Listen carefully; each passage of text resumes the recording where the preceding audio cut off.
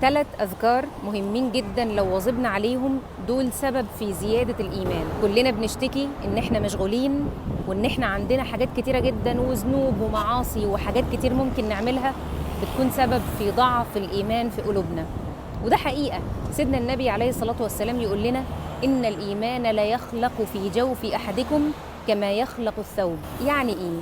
يعني بالظبط الإيمان ممكن يدوب جوه القلوب زي بالظبط الثوب ما يدوب من قلة استخدامه. إن الإيمان لا يخلق في جوف أحدكم، بيدوب جوه القلب. إيه هي الحاجات اللي ممكن نواظب عليها تزود الإيمان وتجدده في قلوبنا؟ أول حاجة المواظبة على لا إله إلا الله. سيدنا النبي عليه الصلاة والسلام يسألوه الصحابة نفس السؤال، لما سيدنا النبي عليه الصلاة والسلام يقول لهم جددوا إيمانكم، فيسألوه كيف يا رسول الله؟ فسيدنا النبي عليه الصلاة والسلام يرد عليهم جددوا إيمانكم بلا إله إلا الله.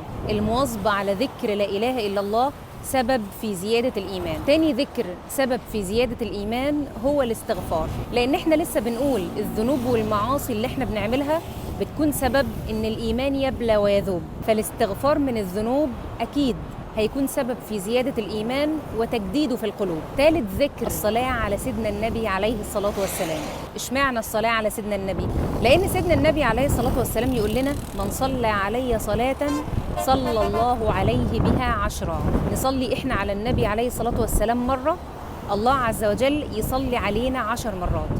وصلاة ربنا سبحانه وتعالى رحمة، فلما نصلي على سيدنا النبي عليه الصلاة والسلام مرة، الله عز وجل يدخلنا في رحمته بسبب الصلاة. لو واظبنا على ال3 أذكار دول، كل واحد مننا حاسس إن إيمانه قل وبقى عنده ضعف إيمان، يواظب على ال3 أذكار دول: لا إله إلا الله، والاستغفار، والصلاة على سيدنا النبي عليه الصلاة والسلام. وفي النهاية كل دي أسباب، لكن الاستعانة أولا وأخيرا بالله عز وجل في تجديد الإيمان في القلب. الله سبحانه وتعالى يحيي العظام وهي رميم، اللي قادر سبحانه وتعالى يحيي الأرض بعد موتها ويحيي العظام وهي رميم، قادر على إحياء ما مات من القلب. نسأل الله عز وجل أن يجدد الإيمان في قلوبنا ولا يتوفانا إلا وهو راض عنا.